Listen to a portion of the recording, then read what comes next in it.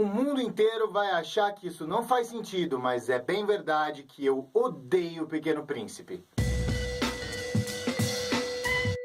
O Pequeno Príncipe é uma narrativa cheia de frases feitas e o que é interessante é que é um livro lido por muitas e muitas pessoas, talvez mais comprado e dado de presente do que lido, mas de toda forma ele faz parte da nossa cultura ocidental tradicional e isso é interessante. Mas o modo com que as pessoas falam do livro e usam as frases que estão nele me parece muito equivocado. A verdade é que, tiradas do seu contexto, se a gente não entender a história, a narrativa como um completo, é muito fácil você falar certas coisas e acabar, na verdade, falando um bando de besteiras achando que está falando alguma coisa lindinha. Isso não acontece só com o Pequeno Príncipe, não. Mas eu vou dar um exemplo desse livro. Capítulo 21, página 72. Tu te tornas eternamente responsável por aquilo que cativas. É uma frase de impacto muito importante, porque ela acaba sendo usada pelas pessoas para dizer que é culpa tua que você fez ela se interessar por você e depois você a abandonou. E de fato é uma coisa que a gente precisa parar para prestar atenção. A gente tem um grau de responsabilidade por todas as pessoas que a gente de alguma maneira toca com a nossa presença, com a nossa existência.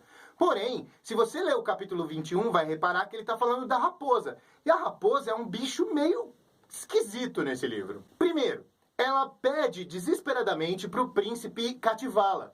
Então, não é como se o Pequeno Príncipe tivesse espontaneamente tornado-se o grande amigo e cativador e que, nossa, como eu gosto dessa raposa. Segundo, na verdade a raposa fala dessa relação de responsabilidade do Pequeno Príncipe com relação à rosa, que é aquela que ele cuida lá no seu planeta. E essa é uma outra relação bastante problemática desse livro. Ora, proteger a rosa e deixá-la sem poder ser tocada pelas coisas horrorosas que o mundo às vezes vai trazer, é algo que a gente faz muitas vezes, quando a gente ama, quando a gente protege um filho e em uma série de outras situações.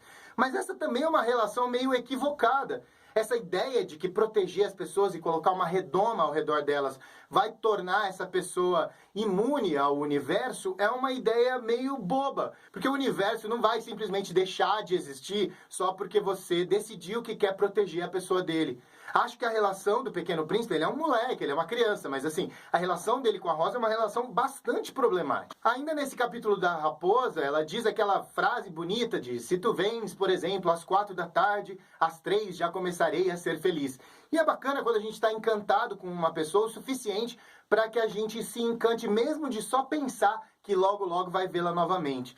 Mas os rituais, essas coisas que estão dadas no universo que a gente sempre tem, todos os dias e etc., tendem a se tornar monótonos. Com o passar do tempo, a tendência é que às 3 você deixe de se preocupar com a pessoa, porque afinal de contas você já tem por dado o fato que às 4 a pessoa estará lá.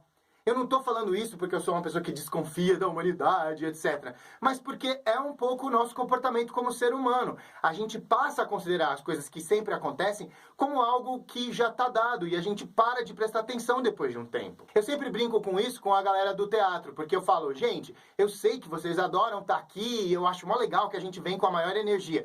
Mas lembrem-se, é domingo de manhã. Você não vai poder almoçar com a sua família de domingo. E enquanto isso no primeiro e no segundo mês vai parecer tranquilo, vai chegar no terceiro, no quarto, no sexto mês de ensaio e vocês vão estar de saco cheio e me odiando porque eu escolhi o domingo. Então pode parecer que certas coisas são bacanas nesses rituais, por exemplo, de amor e de gostar e etc. Mas na verdade depende do contexto, depende da situação.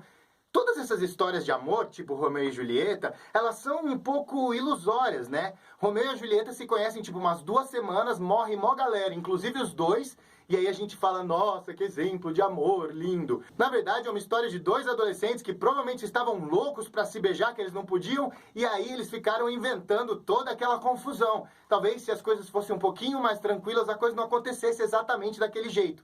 Menos intenso, porém, por exemplo, sem ninguém morrer no meio do processo. Essa é uma questão interessante porque muitas vezes a gente lê certas coisas, certas narrativas de uma maneira muito rasa. A gente olha para as coisas como se desse para encontrar explicação sem ler de verdade. A gente cria frases de impacto, tipo: eu odeio o Pequeno Príncipe, porque a gente sabe que as pessoas adoram clicar em qualquer coisa polêmica, mas muita gente nem clica para ver do que se trata e de repente vai simplesmente começar a me xingar nos comentários aqui embaixo sem nem ter visto o vídeo até o final. Pra gente que é leitor, que se encanta com as narrativas, eu acho que é fundamental que a gente entenda onde que tá cada uma dessas frases que a gente ouve. Quem é que disse? Em que contexto?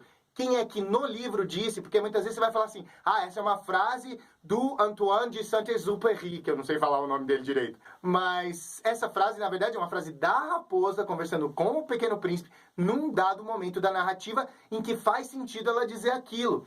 É complicado você dizer, Shakespeare falou tal coisa. Ok, mas Shakespeare na boca de qual personagem? Falando com quem? Em que situação? No fundo, o que eu quero dizer é apenas que a gente precisa tomar cuidado com leituras rasas, seja das narrativas, dos livros, dos filmes, seja do universo que nos cerca. Se a gente se dispor a ficar 5 minutinhos a mais para prestar atenção no que essas pessoas efetivamente estão querendo dizer, talvez a gente possa passar de ser um leitor bobo que cita frases e que sai usando elas para, às vezes, até acusar as pessoas, como eu já fui acusado de ser responsável pelo que cativei por pessoas muito maldosas. É legal que você pode, de repente, se tornar uma pessoa melhor do que alguém que só cita frases soltas e não contextualiza nada. Já teve algum livro que todo mundo ama e que você detesta por algum motivo? Conta pra gente aqui embaixo. Conta também se já teve alguém que usou uma frase totalmente descontextualizada e que você, quando leu a narrativa, percebeu que não tinha nada a ver com o que a pessoa quis dizer. Se você gostar desse vídeo, dá um joinha. Aqui no Cabine Literária, sempre que a gente consegue, tem vídeo com literatura e personalidade. Se você gosta dessa ideia de se aprofundar um pouquinho mais sobre os assuntos que você estuda, seja as narrativas que você lê, seja o universo ao seu redor, dá uma olhada também lá no meu canal, onde eu falo sobre outras nerdices em geral, que não só literatura. Na na na na na na na na na.